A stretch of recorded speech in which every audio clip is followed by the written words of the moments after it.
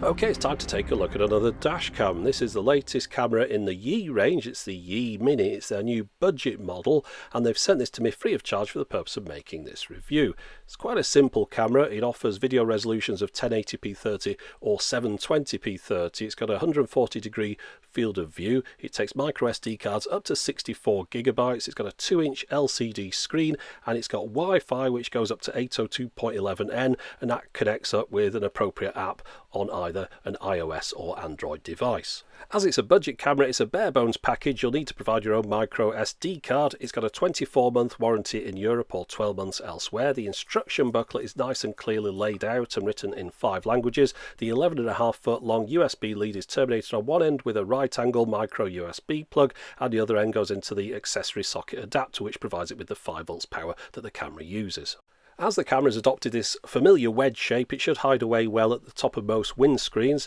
On this side we've got a speaker, micro SD card slot and micro USB socket. The other side's got the microphone and a small reset button, which I haven't had to press, but you'd do that if it did crash or lock up for whatever reason. As you can see here, the lens can be tilted up and down. That's to adjust it for the rake, the angle of your windscreen, so you can get the horizon straight. And below the screen here we've got the 4 familiar buttons that you'd expect on most cameras, and a couple of LEDs above those as well. It's got a 2-inch LCD screen, and the camera is held in place in the vehicle by this adhesive pad, which it can be unclipped from for easy removal. The camera uses a capacitor rather than a battery, which means that it should be better suited for use in hot environments. I should mention you only get one of those adhesive pads inside the box, so you've got to be careful when you put it on that you get it on straight. I've got the other end of this lead plugged into a standard USB charger, and when I plug it into the camera you can see the camera powers on, and the first time it displays this QR code. Now you can quit out of this menu, but if you want, get your smartphone with a QR code reading application, scan that will lead you to the appropriate part of their website, which will give you the links to download the iOS or Android applications. Now these are entirely optional. You don't have to use an application with this, but it is quite useful in helping you point the camera in the right direction in your car when you're sticking it to your windscreen. You can look at it on your smartphone at the same time. Now the first time you'd load it up, the password is 1 through to 0. You can change that later on, but as you can see I've now got a live viewfinder on my phone of what the camera can see being sent over Wi-Fi. I've put my own micro SD card in it here. Now the first time you switch it on with a new micro SD card in, it will instruct you to format it. So of course you accept that because that's a good idea, and now that I've done that I'll show you what the camera looks like inside the car. I was a bit disappointed to see they've used a grey backing on that adhesive for the camera. It makes it much more obvious in the windscreen than it needs to be. They could have put a black one on there, it would have been a lot better, but that's what the camera looks like in my car. This is a small car and I need a small camera in it. If you're wondering what kind of car it is, it's a Smart Roadster Coupe, and no, they don't make them anymore. This one is 12 years old, and no, they didn't sell them in the US. And if you're wondering, yes, I've still got the Mini. The missus drives the Mini to work every day. This is mine, and yes, it's a very small car. Now, I'd imagine the following problem has been exacerbated by the type of vehicle I've got, but I cannot see the screen on this camera from either the passenger or driver's seat. It's just at too sharp an angle. If I was lying on the floor, yes, I could see it, but if you just sit up in the seat, it's just at such an angle that the screen blanks out. Okay, now this dash camera has got all the standard specifications that you'd expect on any normal dash camera. If you don't know what those are, press pause and have a look through that screen now. But we'll just go into the specifics that apply to this particular model. I've gone on about the resolutions at the top and the lens and all the rest of it. You can record in 1 or 3 minute segments, and it doesn't have a parking mode, and it doesn't have any kind of GPS. It's just a very basic, simple camera, and that's why it's a budget camera. It's the cheapest model in the Yi range. Okay, motoring on, let's have a look at some sample clips I've taken with the camera. As always, there'll be downloadable versions you can get from the links in the video description text box to look at them in their true original quality, but here's what they look like on YouTube. Now, one reason I mentioned the type of car I was driving is because it becomes relevant later on when I'm discussing some of the issues I was having with some of the footage. However, it also explains the prominence of those reflections at the bottom of the screen there. That's because I've got the canvas roof slid back and there's sunlight coming through and it's bouncing off the dashboard and causing some quite pronounced reflections there. Now, if this camera had a circular polarizing lens filter attachment that was available for it, you could significantly reduce those. At the moment I haven't seen anything like that for this particular camera. It would have to kind of clip onto the front of that lens mechanism somehow, but yeah, at the moment can't see anything like that for sale. It certainly would have helped though. Now let's have a look at the quality overall. Of course, on YouTube, I think when you go into these sort of dark and light areas, you tend to get quite a bit of blocking, mosaicing patterns. Hopefully it's not showing up too much on this one, but I'll put this particular clip, if you want, in one of those downloadable ones so you can have a good look at it later on. Now I want to show you what happens when you join two clips together. It's just after I go around this corner. I've joined two 1-minute clips. Just have a listen.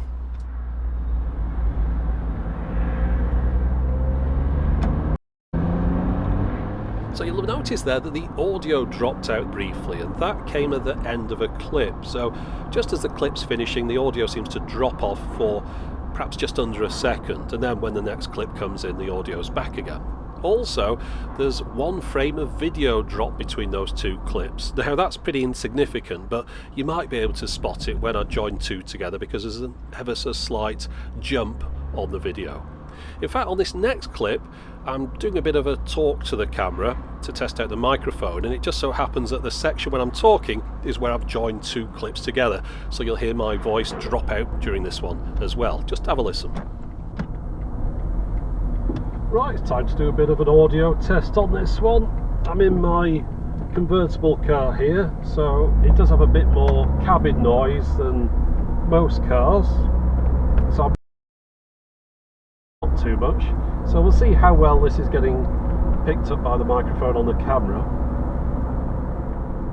Yeah, so the audio's okay, not brilliant though. One thing I have noticed with the nighttime footage, it is quite smeary, blurry even. That's because of this wide dynamic range business. I think it's keeping the exposure open longer or something, but as a result it's not as sharp. And I just want to show you, I'll pause and have a look at this on the right hand side. Could you read that registration number? No, you couldn't. Now I don't know if I've ever tested a camera where you can really read numbers of registration numbers of cars coming towards you at night, but it's just something that people often ask, and they say, well, could you read a reg number at night? And the answer is no. And here's another one. Let's just have a look at that one.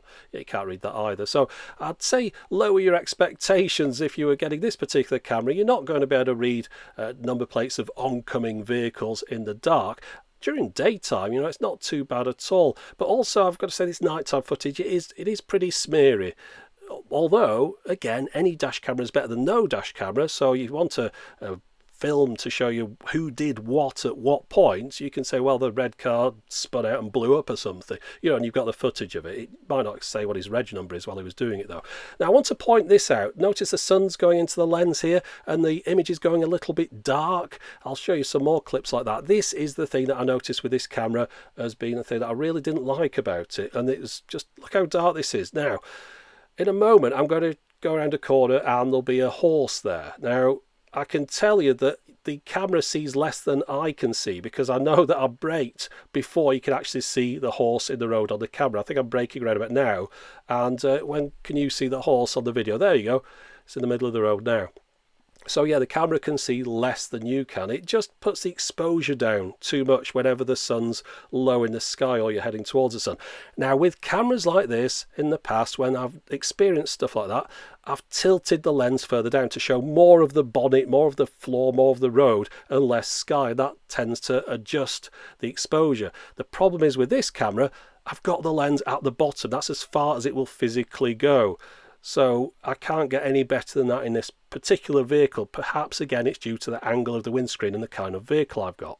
But with the sun in the right position in the sky, you can get some quite reasonable results out of this camera. Of course, it's not going to be as good as the best dash cameras out there, but it is designed to be a budget model. So you do see quite a bit of grain in the video. It has a tendency sometimes to overexpose white objects. However, if you were to pause the original video on any of these vehicles, you would have been able to read the registration numbers on them.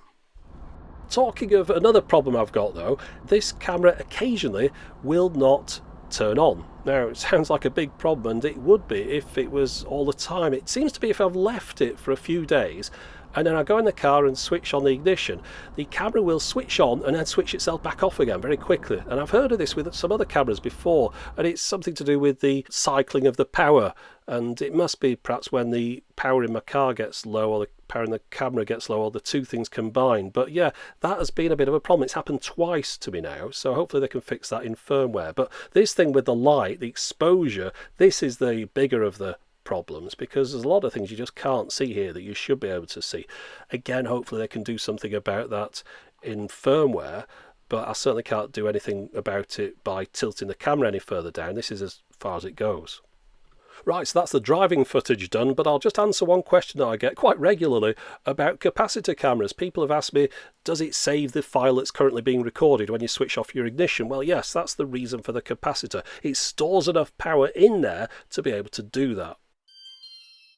Right, let's just go through the settings. Top left one changes between 720p and 1080p. The next one along changes the clip length between 1 and 3 minutes. The next one's the microphone on and off, and the one to the right of that is the G sensor sensitivity, high, medium and low. I've set it to low in my vehicle and I haven't had any false positives when I've gone over potholes. You can decide how long you want before the LCD screen blanks out, or leave it on permanently if you want. You can change the brightness of that screen in here as well, although in my vehicle I couldn't tell any difference because of the angle it was at. And you can turn the Wi-Fi on or off. Important to be able to turn it off for those phones that try to connect to any Wi-Fi point they can see and then will cut off the data to the outside world. So yeah, switch it off if you've got one of those kinds of phones.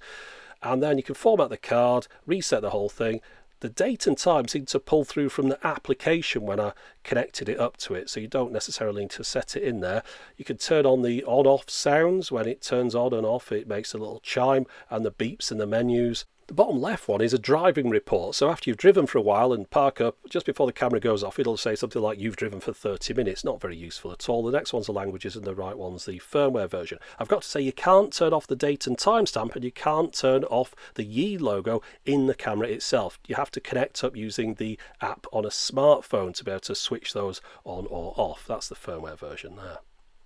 You can play back the video files on the camera itself, although if you're recording 1-minute clips you might have a lot of these to page through, but if you do select one, it plays back with the sound coming through the speaker on the side of the camera and plays back nice and clearly on that screen as well. You've got a choice to be able to delete the files off the camera itself, or you just leave them on there and of course they'll get overwritten in time.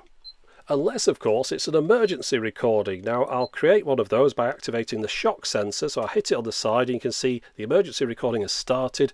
And one of those files consists of 10 seconds after the shock or the emergency has been triggered and 20 seconds at least before, sometimes longer. You can activate it by pressing the left-hand button here as well. Now, those files, of course, don't get deleted when the camera rewrites over the memory card, and they also get put into a separate folder, so they're easy to find. Now, I mentioned that LCD screen was impossible to see in my vehicle given the angle of the windscreen, so to put the camera in my car and make sure that the lens was pointing in the right direction, I connected it up over Wi-Fi to the application and looked at the live viewfinder on that instead. The application also gives you access to all the camera's settings, including those two additional ones that you can't access through the camera itself. The ability to turn off the Yi watermark stamp at the top left and the timestamp that shows at the bottom right. Now, this is a better way to find the files that are on your camera rather than paging through every single one. You can look through the days and you can zoom in, look at the thumbnails of each one, and of course once you find the clip that you want to play, all you do is tap on it. Now, it takes a while to stream the data, even over 802.11n, to your phone before it can play it. There's a bit of a buffering period, as you can see. Now, when it plays it back, it's not at a great quality either, the streamed version, but it just gives you an idea as to whether you've got the right clip or not. And if you've decided that this is the clip that you wanted to download, then at the bottom you've got the controls. You can delete it on the right, of course. If you press I on the left, it gives you a bit more information about it, the time and date it was recorded, and then of course if you download it by pressing the one in the middle, it will send the file over Wi-Fi into your phone and save it to your photo library. Now, as you can see at the bottom there, this is taking a while and it's a 1-minute clip. It takes perhaps approximately a minute to download a 1-minute clip, which is one reason why you might want to record 1-minute clips rather than 3-minute ones, because it's easier to download them.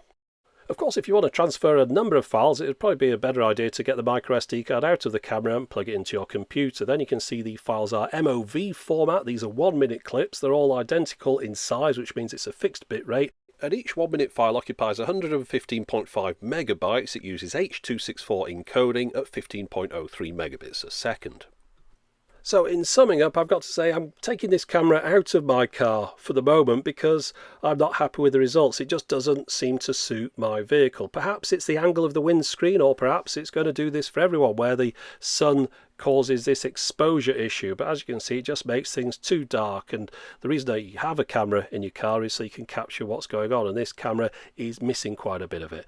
So maybe if you had a car with a steeper windscreen like that, you could put the lens up a little bit. You've got more opportunity to adjust the horizon, but in my vehicle I'm afraid it was already right at the bottom to capture these images. Also, we've got this reflection issue. I wouldn't have minded having a circular polarizing lens filter just to reduce that down a little bit, and I'm not happy about that grey pad on there. I know it's only a little thing, that's easy for them to swap out, and you could do it yourself even, but it'd be nice if they included a black pad in it, and also they could have done with perhaps giving you a couple of those mounts in there just in case you put one on wrong, or perhaps even you wanted to swap the camera between two different vehicles. Oh, and I'd also had that issue where the camera had switched itself on and then immediately switched itself back off again just as I was setting off driving, which would have meant I was driving around without the camera working, which is not ideal. Hopefully that's something they'll be able to fix with a firmware update. I'm normally a big fan of these wedge-shaped dash cams because of how they hide away neatly at the top of a windscreen. However, on this occasion, this particular camera just hasn't worked out for me in my vehicle. I'd say, though, that if you're not absolutely set on this wedge shape, then the Yi dash camera that I reviewed and recommended a couple of years ago that does 1080p 30 as well was £5 cheaper than this one when I just looked on Amazon. And the 1080p 60 version of that was £1 cheaper. So if you're interested, I'll put the links to those in the video description text box. But that's it for the moment. As always, thanks for watching.